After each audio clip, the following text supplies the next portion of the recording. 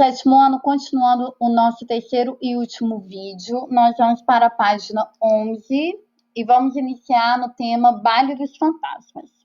O espírito da Idade Média influenciou também o período artístico do Romantismo.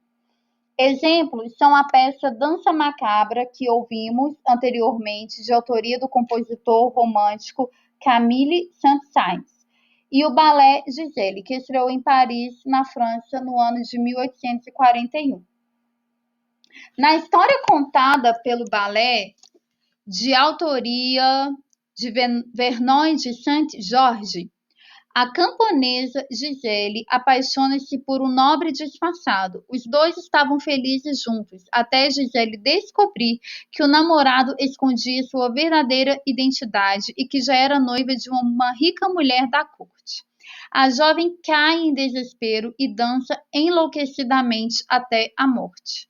Giselle transforma-se então em uma Uil, como eram chamados os espíritos de jovens traídas por seus noivos, e por isso morreram de desgosto. Elas vagam pelas florestas e vingam-se quando encontram um mortal, fazendo-o dançar até cair morto.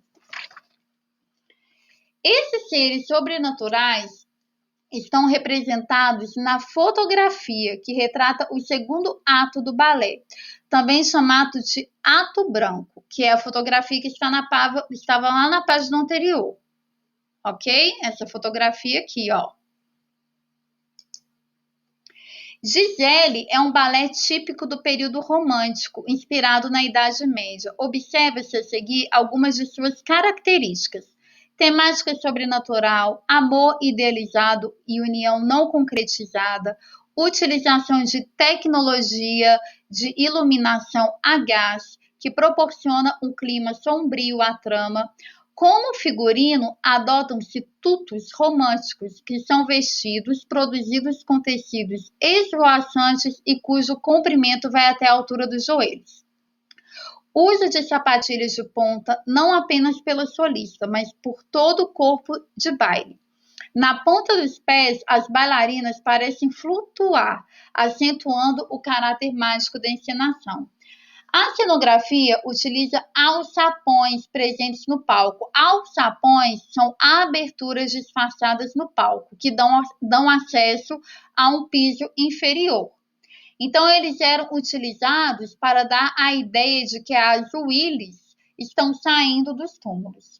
O balé romântico tem sempre um ato branco, ou seja, em que predomina a cor branca na cenografia e nos figurinos. Esse ato se passa em uma atmosférica fantasmagórica, como seres como fadas, sílfides e Uilles. Então, vocês vão acessar agora o QR Code Giselle, que tem um trecho, né, deste balé, e logo em seguida vocês vão acessar um outro QR Code, que está lá no livro Positivo On, os dois, que tem como tema a professora Kelly explicando o balé.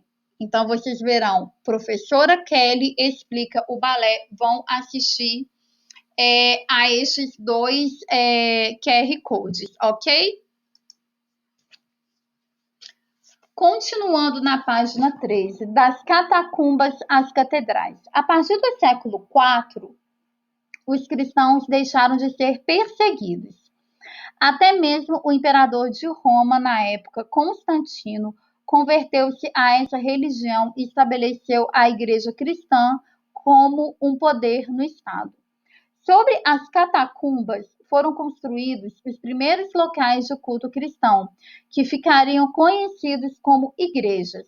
Muitas foram inspiradas nas basílicas, como se chamavam os amplos salões usualmente utilizados como mercados e tribunais de justiça pelo Império Romano. Aí nós temos a imagem, né, de uma basílica brasileira, que é a Basílica de Nossa Senhora Aparecida, que fica na cidade de Aparecida, em São Paulo. No Brasil, um edifício desse tipo muito famoso é a Basílica de Nossa Senhora Aparecida. Ela foi construída em 1955, na cidade de Aparecida, no estado de São Paulo. Atrai milhões de devotos todos os anos. É o segundo maior templo católico do mundo, atrás apenas da Basílica de São Pedro, que fica no Vaticano. Continuando na página 13, perto do céu. Outro exemplar da arquitetura medieval são as igrejas em estilo gótico, como a Catedral de Notre-Dame de Paris. De acordo com a crença católica, elas deveriam ser muito altas, tanto para estar mais próximo do céu e de Deus, quanto para mostrar a pequenez dos seres humanos diante do divino. Suas características marcantes são os arcos ogivais, que se alongam e apontam para cima. Esses dois arcos que estão aí na ponta, na parte de cima, né? E a rosácea, uma grande janela redonda sobre a entrada principal. A Catedral de Notre-Dame é o cenário do romance conhecido como O Corcunda de Notre-Dame, do escritor francês Victor Hugo. Nós temos filme e temos o desenho também, inspirado nesse livro, né, nesse romance, que é O Corcunda de Notre-Dame. Ele pertence ao movimento literário conhecido como Romantismo e foi publicado em 1831, assim como o Ballet Giselle narra uma história em que se passa ainda no período medieval, em 1482. Então, nós temos aí na página 14, cineminha, né, com a sinopse do desenho, né, gravado pela Disney, feito pela Disney, do Corcunda de Notre-Dame.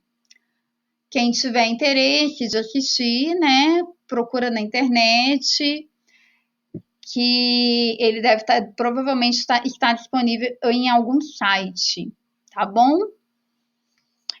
Por dentro da igreja.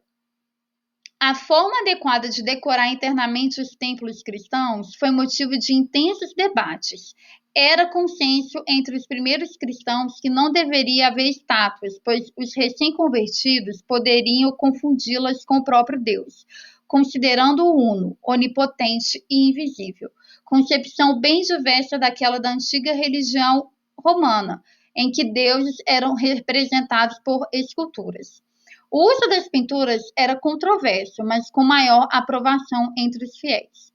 O posicionamento do Papa Gregório Magno no século IX foi decisivo para essa aceitação. Observe o argumento que ele usou para defender a presença das pinturas na igreja. A pintura pode fazer pelos analfabetos o que a escrita faz pelos que sabem ler. Então, esse foi o argumento que o Papa Gregório Magno utilizou para que houvessem pinturas dentro das igrejas.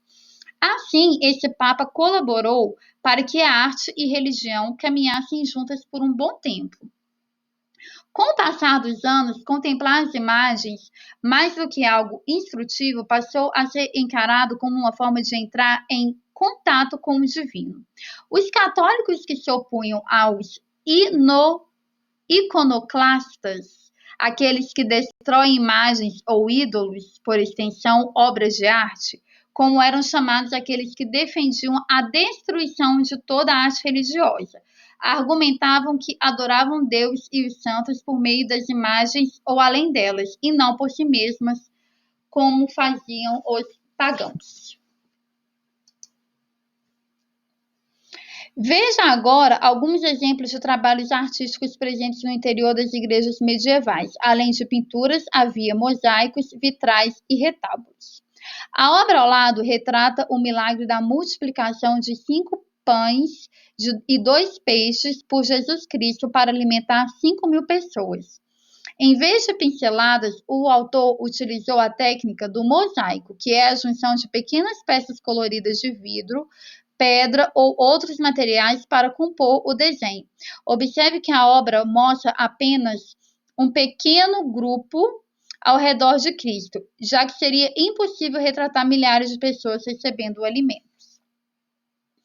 A segunda imagem tem ainda a técnica do afresco, que ainda era muito utilizada em pinturas produzidas no interior das igrejas, que normalmente ocupam grandes espaços nas paredes. O afresco ao lado tem como principal característica a deformação. Observe que a figura de Cristo é bem maior que a das outras pessoas. O tamanho de suas mãos é propositalmente exagerado para destacar o ato de abençoar, assim como os olhos bem grandes e abertos para chamar a atenção sobre a vida espiritual. Não havia intenção de produzir um retrato fiel à realidade, por isso as cores são chapadas sem uso de meio tom ou contraste entre luz e sombra.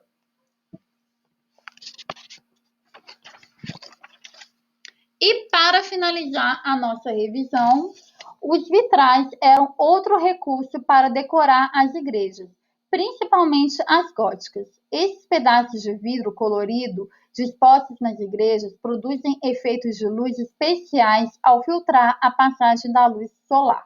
O exemplo ao lado mostra Maria com o menino Jesus no colo. A obra abaixo é um retábulo, estrutura decorativa em pedra ou madeira, entalhada que se eleva atrás do altar. Composto de painéis que se dobram sobre si mesmos, abertos durante as missas. Produzidos no final da Idade Média, apresenta características do Renascimento, como a ilusão de profundidade e o retrato das figuras mais fiéis à realidade. Então, para finalizar essa revisão, vocês vão acessar ao QR Code que está lá no Positivo On também, que se chama Uma Jornada pela Idade Média. Então, ficamos por aqui. Tchau, tchau.